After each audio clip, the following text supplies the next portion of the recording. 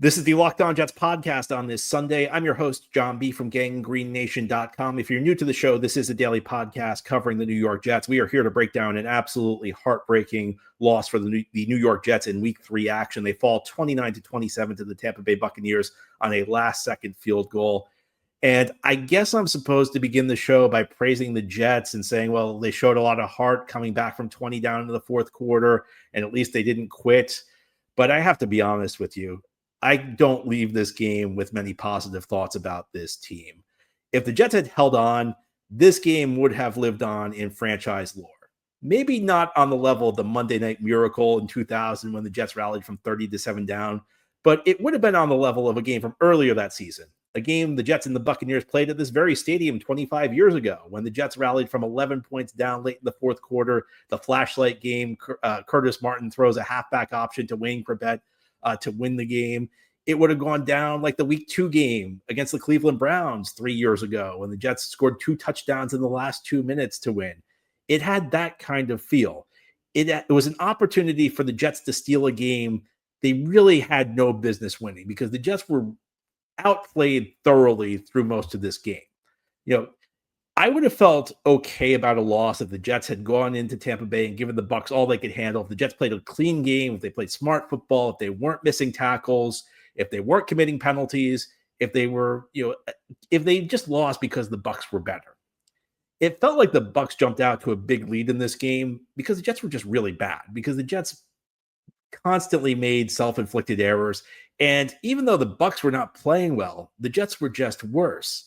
And then you get to the fourth quarter, and the Bucs kind of take their foot off the gas. They start playing prevent, and the checkdowns that were not very helpful early in the game started turning into productive plays because the Buccaneers started dropping their defenders so deep. It's something we saw a lot when Todd Bowles was the head coach of the Jets, where Tampa Bay just got too conservative. They got a little too comfortable with the lead, and the Jets offense finally started to at least start to click a little bit. Then the Jets catch this huge break. I mean, when has a bad call in a key spot ever gone the Jets' way? Well, that's what happened when Allen Lazard bobbled and really dropped a touchdown on the fourth down play, but the review somehow kept the touchdown on the board. And then the Will McDonald play, which is unbelievable. Just an amazing play. But the Jets defense constantly letting this team down. And, it was tough because Quincy Williams got hurt. He left the game. Sauce Gardner got hurt. He left the game. Jermaine Johnson did not dress today. He was on the injury report all week, and he's banged up and he couldn't play. But you needed one stop. And if the Jets had played a strong game defensively and they give up that drive, okay, so be it. There are things you can take from this game and build on. But the problem is I just don't see what you build on from this game now that you lost it. Now, if you win this game, that's a big deal. You steal one, hey, that's something you can have. But this was a game where the offense was just really bad until we got to the fourth quarter and the Bucs started playing prevent.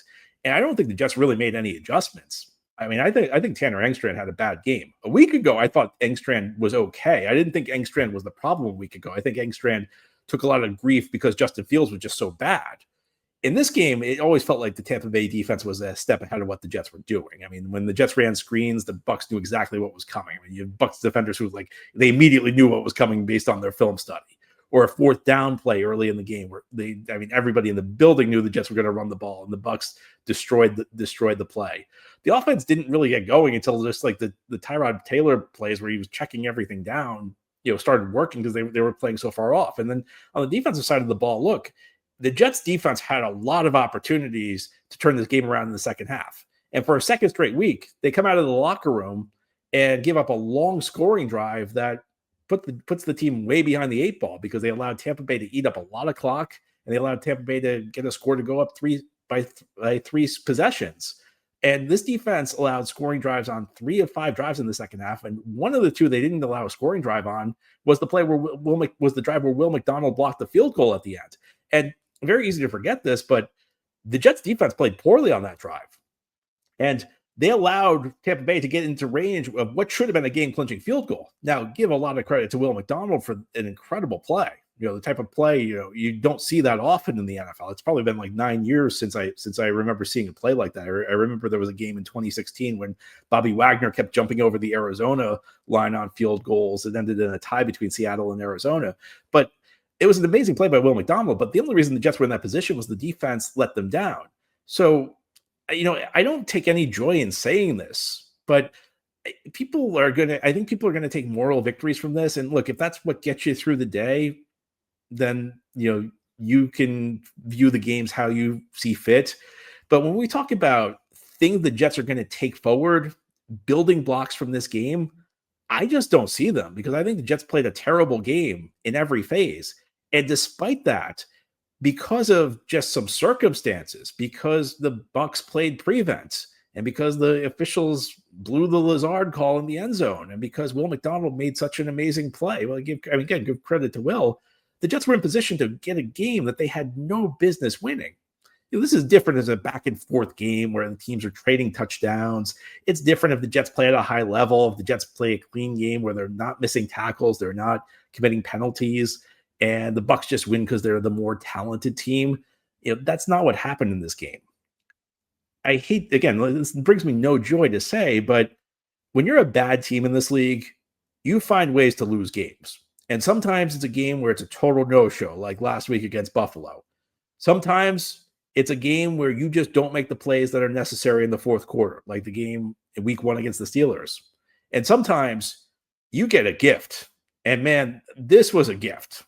I mean, the fact that Jets were in position to win this game with less than 2 minutes to go is unbelievable to me. I always think about, as the game's going on, I think about what am I going to say on my recap show? And I had everything all settled out. I had my notes done. And then Will makes that play and the Jets take the lead. And I'm like, oh my goodness, they're going to win this game. This could be the type of game that changes everything for Aaron Glenn. It could be the type of thing that changes everything about this season. Because sometimes in this league, you need luck to go your way. But you also have to make your own luck. And the Jets had a chance to get a stop on that last series. And what happens? Andre Cisco blows a coverage. The Bucs know the Jets are sending an all-out blitz. They have the perfect play call. They call it a screen. And Will McDonald's not able to replicate it a second time. We can't get greedy. You can't blame it on Will. I mean, he made an amazing play once. It wasn't going to happen a second time. And the Jets somehow managed to lose a game and make it heartbreaking, even though, I had no expectation they were going to win this game at the start of the fourth quarter. I almost would have rather Tampa Bay won this game by 20 points because this is a game that was just really tough to take. It's one thing when you give up.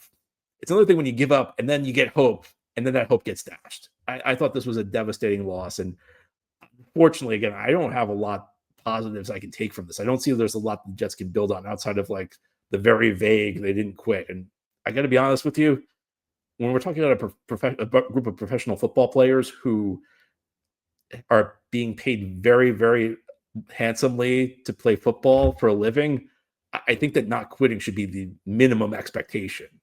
But ahead here on the Locked On Jets podcast, let's talk about where the Jets go from here. I think that this was a squandered opportunity. So now the Jets will need to dig deep going forward, heading into week 4 Monday Night Football. They'll still be looking for their first win against the Miami Dolphins. Let's break it down further as we continue here on this Sunday edition of Locked On Jets.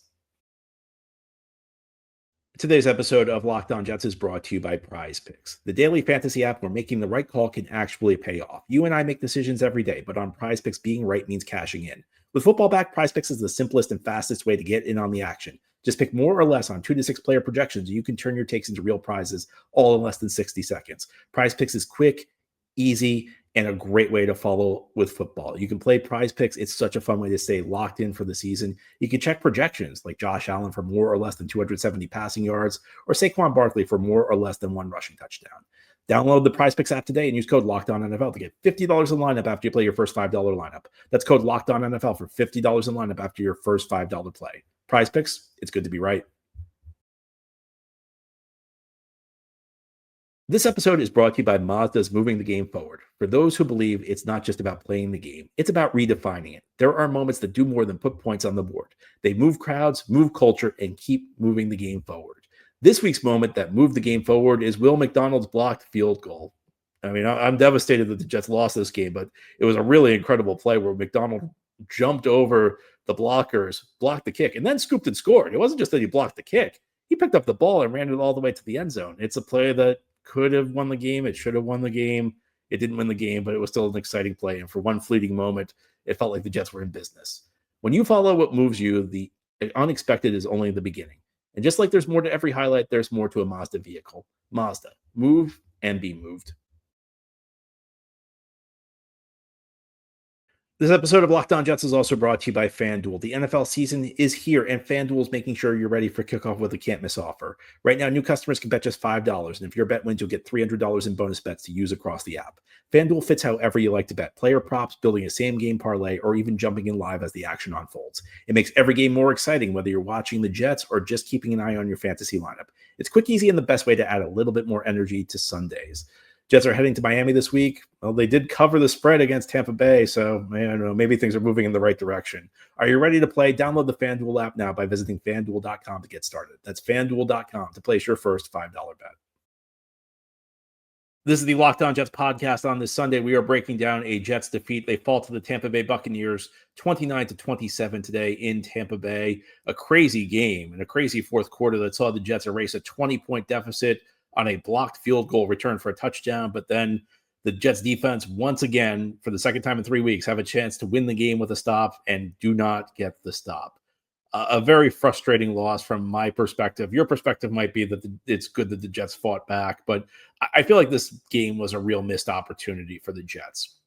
You see this over the course of the season where there are a handful of games that could go either way. One of the things we talk about is that a lot on this show is that around half the games in any given season are decided by one score or less. And last year, the number was actually 60%. And one-score games can be decided by random events, like a defensive lineman jumping over the blockers, blocking a field goal, and running it back for a touchdown. I mean, you want to talk about a random event that put the Jets ahead? That was a key one. Another one was the blown call on the Allen Lazard play on fourth down earlier in the fourth quarter, where Lazard clearly, it looked to me at least, like he clearly dropped that ball. And the Jets finally, and I'm not going to apologize because the Jets have had a million of these calls go against them through the years. It's about time the Jets finally got one of them. It felt like that may have been fate intervening. And maybe for once the Jets would steal a game that the other team should have won. The Jets have blown a lot of games they should have won. I think you could even throw week one against Pittsburgh into that mix, where the Jets really in a lot of ways were the better team than Pittsburgh on that day. But just a couple plays here or there made the difference, and the defense did not deliver. This would have been a big win for the Jets because it would have been Aaron Glenn's first win. It would have given this team something to feel good about going forward. And I know in his post-game press conference today, Glenn mentioned, well, we're proud of the team for fighting back, and that's nice. But a win is what's valuable in the NFL. And sometimes winning a game like this can spark your franchise. Sometimes it can spark a surprising season. And I don't think any of us think that the Jets are a playoff team this year. I don't think a win in this game would have sparked the Jets to some magical season where they're going on a deep run in the playoffs. But there's a real difference for this Jets team between a respectable season, a season where they're showing professionalism, a season where it looks like things are moving forward, and a disaster season where they end up picking in the top 5 in the draft. Now, if the Jets end up picking top 5 in the draft, then it's not the end of the world necessarily. I mean, there have been coaches who have been very successful in their careers who had a bad first season, but a game like this can be the difference between a respectable year one for Aaron Glenn and a year one you look back at with disappointment.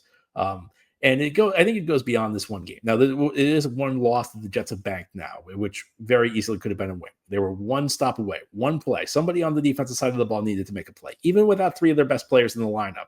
Hey, Tampa Bay was without Mike Evans for that series as well. Jets defense allowed the Tampa Bay Buccaneers to go right down the field. This is the type of win that, it just kind of justifies everything you're doing as you're trying to build a program. This would be the type of win where Aaron Glenn could point to it as the start of something. The Jets can feel confident knowing that, we won a game. They can head into week 4 against the Miami Dolphins feeling good about themselves. They could feel like all of their work was justified, that they won a game. Yeah, it was a game they probably didn't have any business in winning. I think they were really outplayed on both sides of the ball by Tampa Bay, but they would have stolen one. And we've seen this through the years. I mean, even in 2022, when the Jets had a disaster finish in 2022, but that win in Cleveland that I mentioned earlier, that game where they scored 2 touchdowns in the last 2 minutes to beat the Browns, that was a game that kind of sparked them early in the season. That kind of got them going. They were on their way to an 0-2 start. They had a tough game the next week against Cincinnati, which they probably would have lost. They lost anyway. If they had lost that game and lost the Cleveland game, they would have been 0-3. They would have really been behind the 8 ball that year. That win against Cleveland kind of sparked them, and they got off to excellent start. They started 5-2, 6-3, 7-4. Things fell apart, but I don't know if they would have gotten off to that sort of start if they had lost that Cleveland game. Sometimes a win is more than a win. I think I could even go back to Bill Parcells' first game with the Jets in 1997. They were coming off a disaster stretch where they had been 4-28 over the previous 2 seasons with Rich Kotite. They had the year before that under Pete Carroll. They had a disaster finish where they fell from first place in the division to a 6-10 finish. Parcells comes in. The Jets go out to Seattle, dominate the Seahawks. They win 41-3. It established instant credibility. It showed that things were different, and Parcells led the Jets to a 9-win season that year. I don't think this win obviously would not have been as big as that win in Seattle in 1997. It would not have sparked the same credibility because the Jets were in many ways outplayed through much of this game. But it's the type of win that could have sparked something special. Now, the good news is that you get another opportunity next week against the Miami Dolphins team that's really struggling. And maybe the Jets can get that win and get this thing moving forward against Miami, against a Miami team that looks really bad right now. But, you only get so many opportunities in the NFL. And while I understand some people are going to look at this game and see positives, I look at it as a missed opportunity. I hate to say it. I look at it as a big missed opportunity for the Jets. Anyway, that's all for our Sunday evening episode. Tomorrow we'll have our full Monday show. We'll talk more about this loss. We'll talk more about what it means. We'll chat then. Can't wait.